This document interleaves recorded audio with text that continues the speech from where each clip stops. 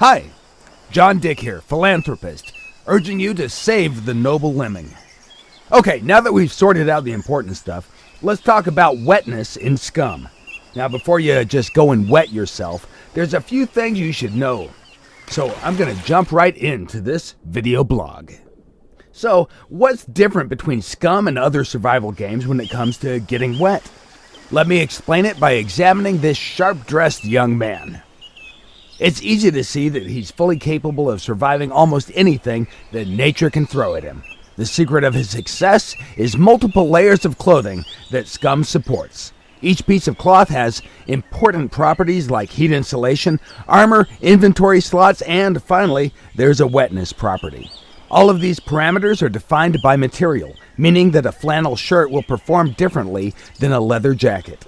As you can see from the inventory perspective, there are groups of layers per body region. The top group is assigned to the character's head, the middle one covers the torso area, while the bottom part is for legs and feet.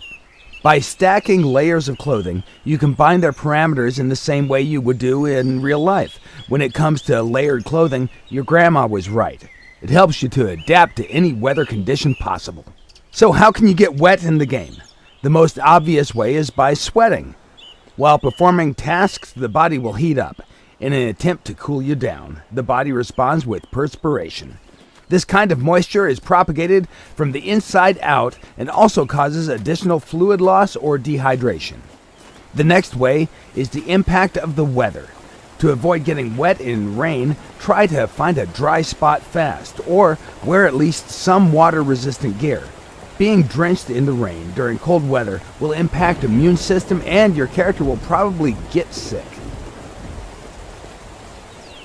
In the following example, you can see twin brothers on their way to the beach. Adolf on the left is wearing standard military-issued tactical jacket, and Desmond on the right has his all-time favorite olive raincoat. They both have several layers of the same clothes beneath the outer layer. If you take a closer look at the inventory, you might notice that each item has its own weight listed in the top right part of the icon. The same value is also shown with green-colored font so that it can be tracked more easily. All other inventory slots are empty because both brothers forgot to take their inflatable swimming arm bins with them to the beach. Luckily for them, they won't drown because the rain will come again, falling on their heads like a memory. As the rain starts to pour down on these poor guys, their clothes will start to absorb the water and become wet. If we speed up the time, you'll be able to see the impact of rain on the different layers of clothing much better. Carefully examine the green numbers. As expected, the tactical jacket gets wet relatively quickly, along with the backpack, pants, and shoes. Increasing values in green actually represent the amount of water that has been absorbed by clothes and gear. On the right, Desmond is doing much better. Although his backpack, pants, and shoes are completely drenched, his upper body is dry. For Adolf, things are going from bad to worse. It seems that the tactical jacket waterproof factor isn't as good as advertised and leaks water on his sweater and shirt, making him completely wet. Furthermore, as Adolf's clothes are getting wet, they're also getting heavier, meaning that he'll be carrying an additional 13 plus ounces of weight all the way back home. This will certainly affect his calorie consumption during that trip, and his performance will suffer as well. In Scum, moisture absorption and retention depends on the material that's being used for clothing. Let's bring out the sunshine again. Do notice that both guys were standing completely still in heavy rain just because we asked them nicely. These guys are true heroes.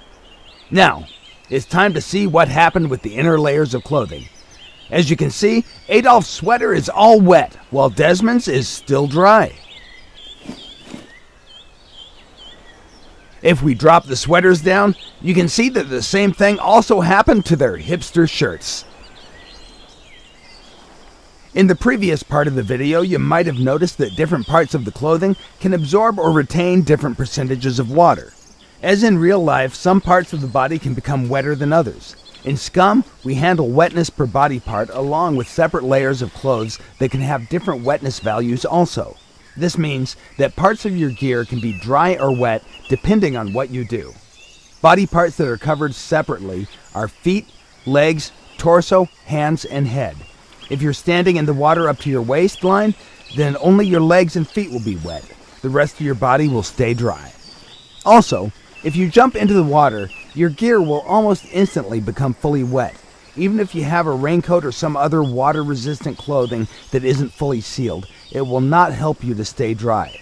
The success formula here is, if you want to keep your gear dry, stay away from the bodies of water, or at least drop everything to the ground before you enter.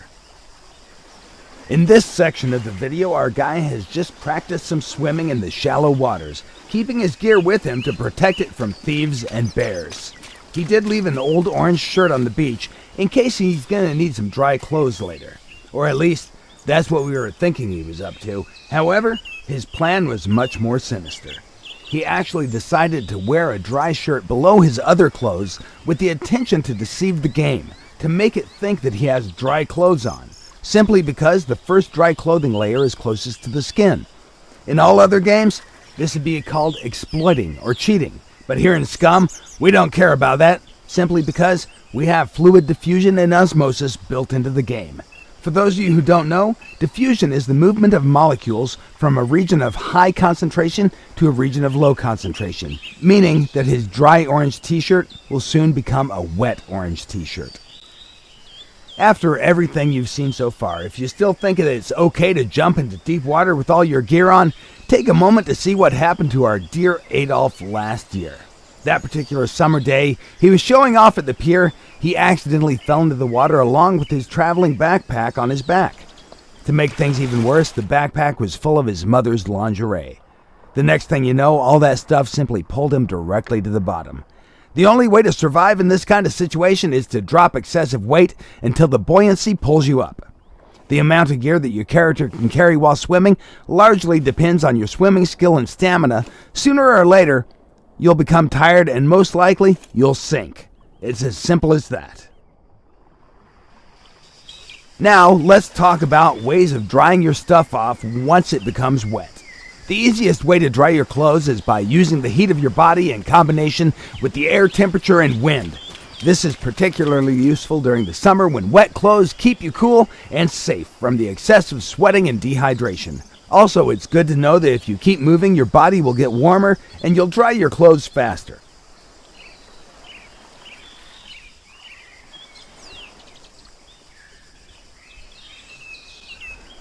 In the current example, you can see that simply by standing in the sunlight, you can dry your gear.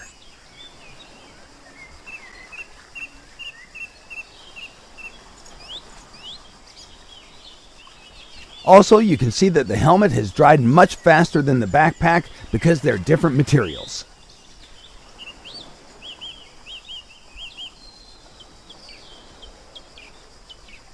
In the situations where air temperature is low, you can use heat sources to dry your clothes.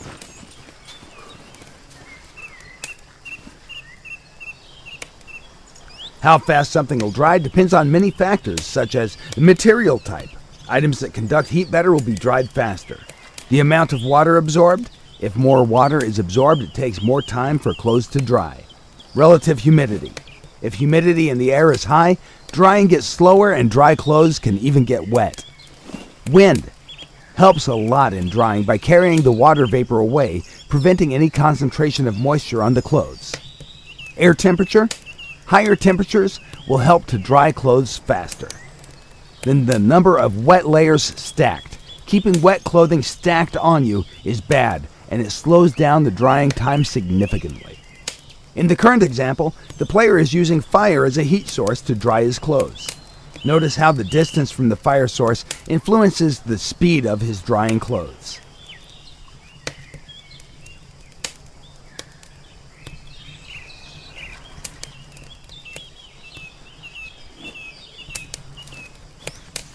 While the shirt, being closest to the fire, is almost dry, a jock jacket is a bit damp. On the other hand, pants that were on the character the whole time are still fully wet since they were far away from the heat source. To reduce drying time, keep your wet clothes spread near the heat source. Also, if you don't have any spare dry clothes, make sure not to freeze to death while waiting for your clothes to dry. Okay, for now, this is more or less everything you need to know about wetting yourself in Scum. All that you've seen is still a work in progress and is subject to change. In the future, we plan to improve things even more, add some new ways of getting wet, but you can also find your own ways by being a creative player. We hope that you've enjoyed watching this video. Be sure to follow Scum on Steam, Facebook, Twitter, and our development blog, www.scumgame.com.